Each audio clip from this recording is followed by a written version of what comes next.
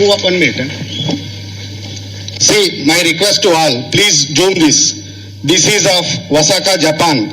One highway is going through. No. This highway is going through building. See, highway is going through building means the building was not demolished for the purpose of any public purpose. Here, nothing in this project, nothing is public purpose. And in earlier governments also, we have seen so many flyovers constructed by the earlier government without disturbing any public houses. In the same way, my request to all, please see, sir, please highlight this in assembly. Please highlight this in assembly and request them not to go through houses and do development. We are not our తెలుగులో okay తెలుగులో చెప్తాను. అది Osaka అనే నగరం జపాన్లోది. అక్కడ ఒక building మధ్యలో నుంచి మీరు చూస్తే హైవే పోతుంది. ఒక హైవే కోసం కావాలంటే గవర్నమెంట్ అక్కడ బిల్డింగ్ కూల్చేసేయచ్చు. కానీ బిల్డింగ్ మధ్యలోంచి ఒక హైవే తీసుకెళ్లిపోయి ఆ బిల్డింగ్ కూడా కాపాడింది, పబ్లిక్ పర్పస్ కూడా సాల్వ్ అయింది. ఇన్ ద సేమ్ వే మన నాయకులకు విజ్ఞప్తి చేసేది ఏంటంటే మన గవర్నమెంట్ అసెంబ్లీలో అదే పాయింట్ రైజ్ చేసి బిల్డింగ్లు కూల్చకుండా మీరు డెవలప్మెంట్ చేయండి అని రిక్వెస్ట్ వాళ్ళకి తీసుకెళ్తారని మా మనవి. Thank you. మనం ప్రీవియస్ గవర్నమెంట్ లో కూడా చూసాం, ఎవరిని డిస్టర్బ్ చేయకుండా ఎంత ఫ్లైఓవర్స్ కట్టారు మీ అందరికీ తెలుసు. గచ్చిబౌలి ఫ్లైఓవర్ కానీ ఏదైనా కానీ ఎవరిని డిస్టర్బ్ చేయలేదు. ఇన్ ద సేమ్ వే మీరు గవర్నమెంట్ కి ఈ పాయింట్ తీసుకురండి.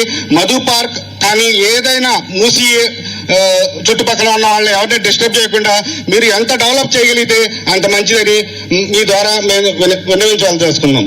Thank you. ముందుకు అందరు కలిసి ఒకేసారి మాట్లాడమ్మా. మూవ్ హెడ్ ఇటు పక్కకు రండి, ఇటు రండి. Good morning everyone. Thank you for coming. Respected Harish Rao garu, Sabita ma'am, ఇంకా వచ్చిన మొత్తం అందరికీ thank you so much. So first ఈ న్యూస్ వచ్చినప్పుడు మేమైతే చాలా షాక్ అయిపోయినామంట. సో చాలా ఫస్ట్ ఎందుకంటే బాధ అనిపించింది. ఎందుకంటే ఇక్కడ మేము లైక్ ఆల్మోస్ట్ 10 years నుంచి ఇక్కడే ఈ అపార్ట్మెంట్లోనే ఉంటున్నాం. అందరికీ కూడా ఇక్కడ ఉంటున్న అందరికీ కూడా అట్లీస్ట్ 3 to 4 years అయినా ఉంటుంది మెమొరీస్. సో మేమైతే రెడీగా లేము రావడానికి.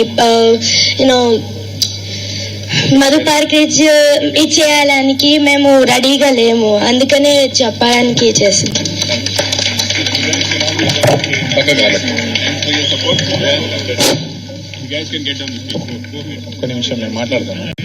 ఈరోజు మూసీ సుందరేఖన పేరు మీద వందలాది కుటుంబాలను రోడ్డు పాలు చేసినటువంటి ప్రభుత్వం పైన మీకు అండగా ఇక్కడికి విచ్చేసినటువంటి హరీష్ రావు అన్న గారికి, సుధీర్ రెడ్డి అన్న గారికి, కృష్ణారావు అన్న గారికి, అమ్మ సబితమ్మ గారికి, కార్తిక్ అన్న గారికి, దేవి శ్రీ ప్రసాద్ అన్న గారికి, రవణ గారికి, అదే విధంగా ఇక్కడికి ఇచ్చేసినటువంటి కుటుంబ సభ్యులకు అందరికి కూడా నా యొక్క నమస్కారాలు.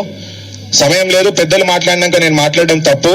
ఒకటే ఒక విషయం అన్నకు ఒకటి నోటీస్ కి తీసుకొద్దామని నేను మైక్ తీసుకోవడం జరిగింది. సుందరీకరణ పేరు మీద గాంధీ స్టాచ్యూ ఇక్కడ నిర్మాణం చేసి 100 కుటుంబాలను రోడ్డు పాలు చేయడం అనేది ఎంతవరకు కరెక్ట్ అనేది ప్రభుత్వం ఆలోచన చేయాలి. ఇక్కడ మన దగ్గర 2 చెరువులు ఉన్నాయి, గండిపేట, హిమేసాగర్. ఇక్కడ 152 అడుగుల విగ్రహం కాదు, అక్కడ 500 అడుగుల విగ్రహం కడితే ఇక్కడ నివసిస్తున్నటువంటి పెన్షన్ హోల్డర్స్ పెన్షన్ డబ్బులు కూడా మేము అందరం కూడా కూడబెట్టి ఈ ప్రభుత్వానికి ఇస్తాము. అక్కడ 500 కాకపోతే 1000 అడుగుల విగ్రహాన్ని పెట్టి అది ఒక టూరిజం ప్లేస్ గా చేయాలని చెప్పేసి విజ్ఞప్తి చేస్తున్నాము. అదే విధంగా ఇప్పుడు రాబోయే రోజులు ఒక 1 week అయితే స్కూల్ కాలేజెస్ ఎగ్జామ్స్ ఉన్నాయి, ఇంటర్ వాళ్ళకందరికీ ఎగ్జామ్స్ ఉన్నాయి. ఈ పిల్లలు ఎలా చదువుకుంటారు చెప్పండి? ఈ ప్రభుత్వం పైన ఈ భారం లేదా?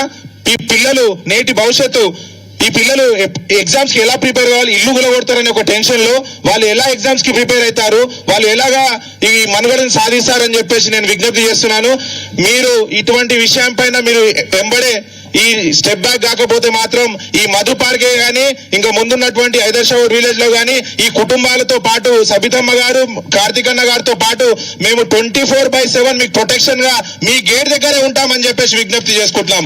మీకు గతంలో కూడా హరీష్ అన్న గారు, అదే విధంగా మేడం సబితమ్మ గారు, కార్తిక్ అన్న గారు ఎంత గట్టిగా హామీ ఇచ్చారో మీరు గుర్తు పెట్టుకోండి. ఎప్పుడైనా మీకోసం పనిచేసేటువంటి ప్రభుత్వం ఇంతకుముందు బీఆర్ఎస్ ప్రభుత్వం ఉండే ఎన్నో 100 కోట్ల డెవలప్మెంట్ యాక్టివిటీస్ చేస్తే ఏ ఒక్క పేద ప్రజల్ని రోడ్డుపైకి తీసుకురాలేదు. ఇప్పుడు తీసుకొచ్చేటువంటి గాంధీ స్టాచ్యూ, ఆ గాంధీ స్టాచ్యూ తోటి ఇప్పుడు ఎవరికి ఏమైతుందనేది తెలియదు. కాబట్టి మీరు దయచేసి మీరందరూ కూడా ఏ ఒక్క క్షణం కూడా భయభ్రాంతులకు గురి కావద్దు. 24/7 మీకోసం హరీష్ అన్న అండ్ టీం అందరు కూడా మేము మీ గేట్ దగ్గర మేము ఉంటామని చెప్పేసి మరి ఒకసారి తెలియజేస్తాం. Thank you. Madam Sabitha Indra Reddy madam మాట్లాడాల్సిన విజ్ఞప్తి. అందరికీ నమస్కారం. వేదిక మీద ఉన్న పెద్దలు సోదరులు హరీష్ రావు గారికి, అదేవిధంగా కృష్ణారావు గారు ఎమ్మెల్యే గారు, సుధీర్ రెడ్డి గారికి ఎమ్మెల్యే గారికి, దేవిప్రసాద్ గారికి, అట్లే కార్తీక్ తో పాటు చాలా మంది వేదిక మీద ఉన్న సోదరులకు, వేదిక ముందున్న అందరికీ కూడా మధు పార్క్ సంబంధించిన అందరికీ నమస్కారాలు తెలియజేస్తూ, గత వారం రోజుల నుండి చూస్తా ఉన్నాము.